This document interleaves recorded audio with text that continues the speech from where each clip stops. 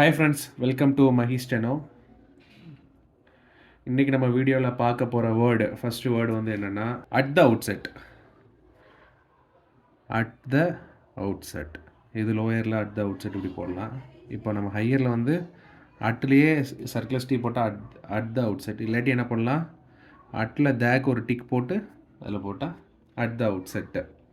ரெண்டாவது with reference to the, இந்த ரெண்டு எப்படி போடணும்னு பார்க்க போகிறோம். வித் ரெஃபரன்ஸ் டு, அதாவது வித் ரெஃபரன்ஸ் டு த. அடுத்த word capital expenditure.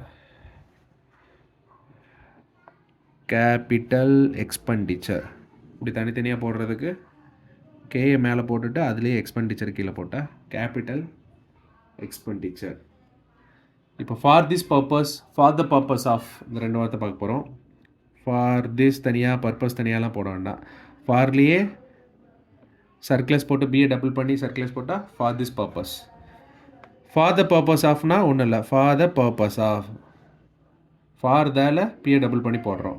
So for this பர்பஸ்னால் ஃபாரில் சர்க்கிளஸ் போட்டு பிஏ டபுள் பண்ணி திருப்பி ஒரு சர்க்கிளஸ் அகைன் போடுறோம். For this purpose. For the purpose ஆஃப்னா ஃபாரில் தேக்கு வந்து ஒரு டிக்கு போட்டுட்டு ஃபார் த பர்பஸ் ஆஃப் அப்படின்னு அர்த்தம். அதே மாதிரி தான் ஃபார் எ பீரியட் ஆஃப்னு வரும். ஃபார்லேயே பிஏ டபுள் பண்ணி எஃப் போட்டால் ஃபார் எ பீரியட் ஆஃப். அடுத்து டெஃபிசிட் இப்படி போடலாம். இல்லாட்டி டிலேயே எஃப் ஹுக்லேயே ஒரு சர்க்கிளஸ் டி போட்டால் டெஃபிசிட்.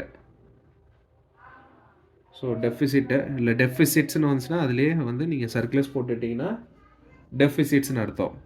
ஓகே, இன்னொரு ரொம்ப யூஸ்ஃபுல்லான வேர்டு என்னென்னா டு சே தேட் த. யூஸ்வலாக வந்து டூ தனியாக, சே தனியாக, தேட் த போட்டோன்னா நம்மளால் எழுத முடியாது. ஸோ இப்படி போடலாம், டு சே தேட் த. இது ப்ரீவியஸ் வீடியோவில் சே தேட் த எப்படி போடலாங்கிற சொல்லி கொடுத்தேன். இப்போ டு சே தேட் தவே எப்படி போடலான்னா to circles that the, to say that the. இப்போ இந்த word I am sorry to say that தான் அடிக்கடி வரும். ஐ எம் சாரி டூ வந்து அங்கே ஒமிஷன், நம்ம ஸ்ட்ரோக்கில் வந்து இருக்காது. சர்க்கிளஸ் தேட்டு தான் போட்டால் I am sorry to say that தான் அர்த்தம். இப்போ ஐ எம் சாரி தேட்டு தான் வரும் திடீர்னு. ஐ எம் சாரி தேட் த, அவ்வளோதான். வேர்டுக்கு ஏற்ற மாதிரி நம்ம மாற்றிக்கிட வேண்டியதான். அதே மாதிரி ஆன் அக்கௌண்ட் ஆஃப்னு அப்படி போட்டுடலாம். ஆன் அக்கௌண்ட் ஆஃப் தானா மேலே டிக்கு போடலாம், இதுதான் கரெக்டானது. இல்லை நான் இப்படி போடுவேன், ஆன் அக்கௌண்ட் ஆஃப் த, இப்படி போடணும், இப்படியும் போட்டுக்கலாம் on account of the. So ஒவ்வொரு மிஸ்டேக்குமே ஒரு மார்க் நம்மளுக்கு போயிடும். ஸோ உங்களுக்கு எது வந்து தப்பு விடாமல் எழுத முடியும்னு தோணுதோ அந்த மாதிரி நீங்கள் யூஸ் பண்ணிக்கலாம். லாஸ்ட் வீடியோஸில் எல்லாம் டெவலப்மெண்ட்டு பார்த்தோம்,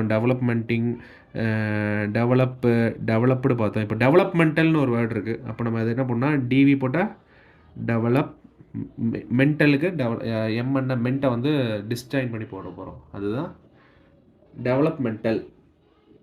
அடுத்து நம்ம பார்க்க போகிற வேர்டு வந்து to that extent, to some extent. இப்போ டு தேட் போட்டாச்சு, எக்ஸ்டென்ட்டு தனியாக போட வேண்டாம். டு தேட்லேயே சர்க்கிளஸ் போட்டால் to that extent. To some extent அப்படின்னா டூவில் சம்லேயே எக்ஸ்டென்ட்டு, இல்லை டு சம் எக்ஸ்டென்ட் இப்படியும் போடலாம், டு சம் எக்ஸ்டென்ட்டு. இப்போது வந்து லெட்டரில் வந்து 4th இன்ஸ்டன்ட்டு 5th இன்ஸ்டன்ட்டுன்னு வரும்.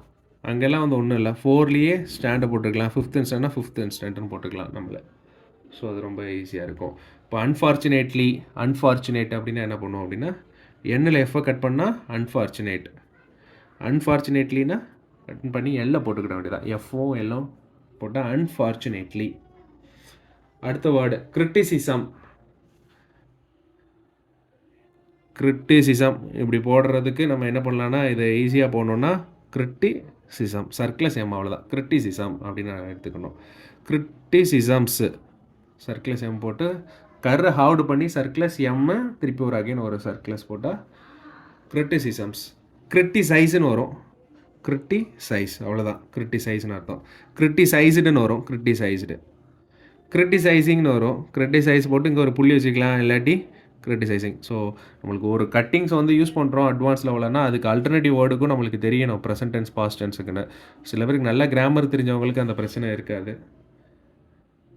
ஸோ அடுத்தது apart from that, apart from this, இந்த வேர்ட்லாம் எப்போதுமே நம்ம சேர்த்து போட பழகணும். ஏன்னா அப்பார்ட் தனியாக, ஃப்ரம் தனியாக, தேட்லாம் தனியாக போட்டால் நம்மளுக்கு வந்து ரொம்ப டைம் கன்சியூம் ஆகும், நம்மளால் ஈஸியாக எழுத முடியாது.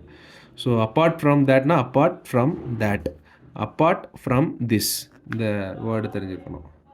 Apart from that, apart from this. நான் பிளாக் பெனில் எழுதுகிறேன், உங்களுடைய விஷன் வந்து கிளியராக உங்களுக்கு தெரியறதுக்காக எழுதுகிறேன். அதனால் எல்லாமே டார்க்காக எழுதுகிற மாதிரி உங்களுக்கு தெரியலாம். உங்களுக்கு தெரியும்னு நினைக்கிறேன். எதுக்கெலாம் லைட் ஸ்ட்ரோக்கோ நீங்கள் அதுக்கெலாம் லைட் ஸ்ட்ரோக் யூஸ் பண்ணிக்கோங்க பென்சில் எழுதும் போது. இல்லை பெனில் எழுதுகிறவங்களுக்கு வந்து சில பேர் வந்து பெனில் கூட அட்வான்ஸ் லெவலில் எழுதுவாங்க நல்லா, அவங்களுக்கு ஒன்றும் ப்ராப்ளம் இருக்காது. அடுத்து deal with, dealing with, dealt with, இந்த வேர்டெலாம் வந்து நம்ம பார்க்க போகிறோம். ஆக்சுவலாக டீல் வித்து நான் யூஸ்வலாக என்ன போடுவேன்னா த்ரூ த லைனில் எல்லு வித்து போட்டேன்னா டீல் வித்துன்னு அர்த்தம். அடுத்து டீலிங் வித்து,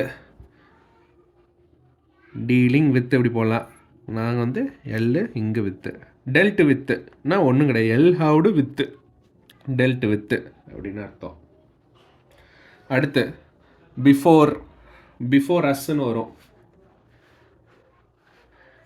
பிஃபோர்னாலே பிஏ டபுள் பண்ணிட வேண்டியதான், இல்லாட்டி பி4னு போடுறதுக்கு பிஏ டபுள் பண்ணால் பிஃபோர். அப்போ பிஃபோர் அஸ்ஸு அப்படி இருந்துச்சுன்னா பிஏ டபுள் பண்ணி சர்க்கிள்ஸ் போட்டால் பிஃபோர் அஸ்ன்னு அர்த்தம்.